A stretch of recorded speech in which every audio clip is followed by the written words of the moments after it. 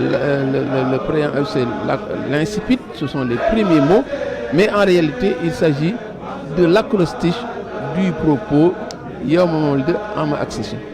Yawm Mawlid Ama Accession, c'est la célébration de la nuit de la naissance du prophète en l'an 1321 de l'Hégire.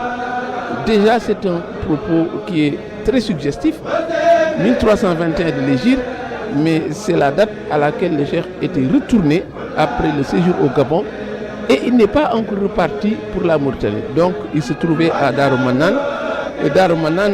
Pourquoi Darou Manane? Parce que c'est par respect pour les termes du contrat et nous allons faire un focus sur ce préambule, même si nous devons traiter ce chassida de 16 vers en 2 séances. Il y a des éléments importants, d'enjeux cruciaux et que nous allons présenter parce que d'abord le fait que le cheikh choisisse l'acrostiche pas d'un nom de Dieu, pas d'un nom du prophète, pas d'un nom de lieu, mais il prend l'acrostiche d'une date. Une date, Yawm Mawlidi, également un événement, la nuit de la célébration de la naissance du prophète, et ensuite qui est la 12e nuit du mois de Rabiul Awwal, on le sait, mais également en 1321.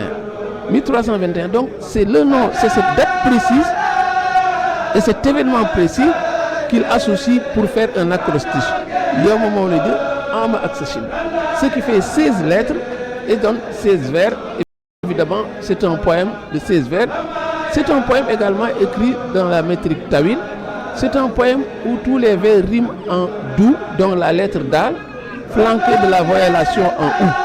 Je disais donc que ce propos mérite qu'on s'y appesantisse parce que cela clôt le débat des sources quand on veut enseigner les écrits du cheikh.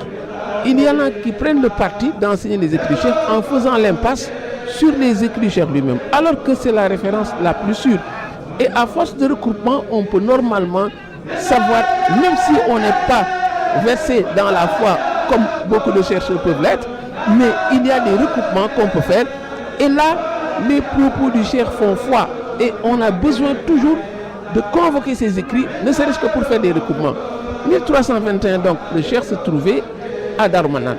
Il est revenu du Gabon après cette défaite cinglante des colonisateurs. Mais pourquoi il n'est pas allé à Touba? Parce que dans les termes du contrat qu'il avait signé avec le prophète, on lui avait dit il faut sortir de Touba. Et cette déclaration était péremptoire. Il n'y a pas eu de propos ou bien d'autres injonctions qui viennent balayer cela.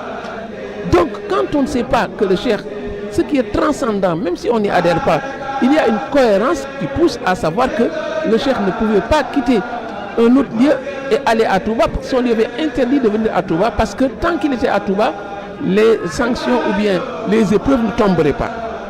Ça c'est d'un. Même si on est un agnostique, mais on peut pouvoir adhérer et comprendre que si le cheikh n'est pas allé à Touba, Touba qu'il évoquait chaque fois, quand il était dans l'exil, il parlait toujours de Touba, il parlait de son retour à Touba. Donc il parlait toujours de ce retour de Touba et pourtant à son retour il n'a pas mis les pieds à Touba. C'est la preuve que c'était dans les thèmes du contrat, c'était transcendant même si on n'y adhère pas, mais c'est un recoupement qui peut permettre de le faire. Autre anecdote, quand le cheikh est allé à Djewel, on a voulu le faire partir, on a voulu le cueillir manu militari comme disent les militaires. Mais le cheikh a dit niet et il a passé la nuit. Pourquoi? Simplement parce que on lui avait, son seigneur ne lui avait pas donné l'injonction de partir. Le lendemain, quand il part sur Koki, il éperonne son cheval. Il est pressé, plus pressé que ceux-là qui le suivaient, ses administrateurs. Pourquoi? Parce qu'il y a eu entre-temps l'injonction de son seigneur pour venir à Koki. Donc, il faut retenir que quand on fait l'impasse sur les écrits du cheikh, il y a des pans entiers de l'histoire du cheikh qu'on ne comprendra jamais. Ça, c'est un plaidoyer que l'on voulait faire parce qu'il y a des options qui veulent que l'on néglige ou bien qu'on constitue comme, qu'on considère comme quantité négligeable ces écrits du cheikh, alors que lui qui est au cœur de l'histoire, lui qui a vécu l'histoire, lui qui est très crédible, qui a gagné et qui a pardonné, on doit pouvoir faire foi à ce qu'il dit. Donc pour revenir à notre poème, dans ce poème, il y a un propos transcendant que le cheikh dit, parce qu'il était à Darou Manane. C'était un jour où, une nuit, on célébrait la nuit de la naissance du prophète, qu'on appelle le Gamou ou le Maulid. Et en ce temps-là, il était sur place en train de le célébrer. Et à un moment donné, on le voit écrire, après la glorification d'Allah, il dit Kama Adkhaltahu. Ensuite, il prie sur le prophète. Al-Bayt allazi katabtu fihi haza. Tout comme tu l'as introduit dans la chambre où j'écris ceci. Information qui ne souffre d'aucune ambiguïté. Quand le cheikh était en train d'écrire Yaqini ila al-Jannati, le prophète est venu. Il faut ajouter ce que le cheikh disait dans le vers 117 de Mouaïbou. Il est arrivé bil jismi jahra. Il est arrivé par le corps et de façon évidente. Donc ça veut dire que tous les ingrédients étaient réunis, n'est-ce pas, pour faire une belle fête. Il y a l'écriture sur le propos, un écrit sur la célébration de la nuit du prophète.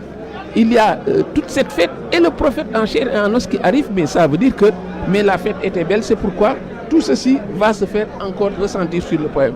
Le premier vers dit Yakhini ilal jannati ma laysa Ahmadou, Rasulun Karimun Baytuna Zar Ahmadou. Puisque le prophète est là, il dit Ahmad, le noble messager, m'a rendu visite dans ma demeure, lui qui m'a préservé jusqu'au paradis de tout ce qui n'est pas agréé. Donc il confirme par le premier vers que le prophète est venu, n'est-ce pas, le rencontrer, lui rendre visite par cette ziara. Et au vers 2, Mohammed le messager, l'intercesseur, parmi les créatures, m'a préservé du mal, de l'ignorance et de la mort. Préservé de la mort, il faut bien le comprendre, parce que la mort, c'est le fait de l'oubli. Et le cheikh est resté vivace dans les cœurs et dans les esprits, et il le restera toujours. Donc, ce n'est qu'une mort en apparence, mais il vit dans les cœurs, et comme c'est ça l'enseignement qu'il faut tirer de ce propos. Les deux premiers vers traduisent une reconnaissance envers le prophète Mohammed. C'est réel parce qu'il a eu beaucoup de bienfaits grâce à cet être qu'il chérit tant. Mais les vers qui suivent, on entre de plein pied dans la célébration de la nuit du Gamou. Et on sait que la nuit de la naissance du prophète, comment le célébrer? Mais c'est par la déclamation des écrits du cheikh, faire connaître les écrits destinés au prophète, mais également dire ses bienfaits et ses prodiges. C'est pourquoi il commence à dire au vers 3, Muhammad al-Mukhtar, la khalqa mislo, Muhammad le choisi, le meilleur, nul être ne lui est égal. Au vers 5, il m'est apparu clairement sur terre la prééminence du prophète sur toute créature, car c'est sur lui que s'appuient les créatures. Et ensuite, on sent un besoin insatiable de montrer aux plus aveugles que ce prophète est incomparable. Quand il dit Laqad mala man zanna al-mukhaffa Muhammadan yuhaki walidan qad madha awsal yuladu. Celui qui s'imagine qu'il existe ou existera un être comparable à Mohammed, celui dont on suit les traces, débite des contre-vérités. Et on sent que le propos prend une allure acerbe.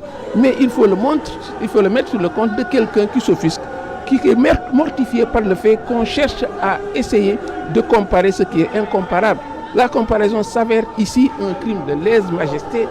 Il fallait dire peut-être un crime de lèse-prophète. C'est pourquoi le cheikh s'offusque au point de dire que celui qui le compare débite des contre-vérités, dit des mensonges tout bonnement. Wassalamu alaikum wa rahmatullahi wa barakatuh.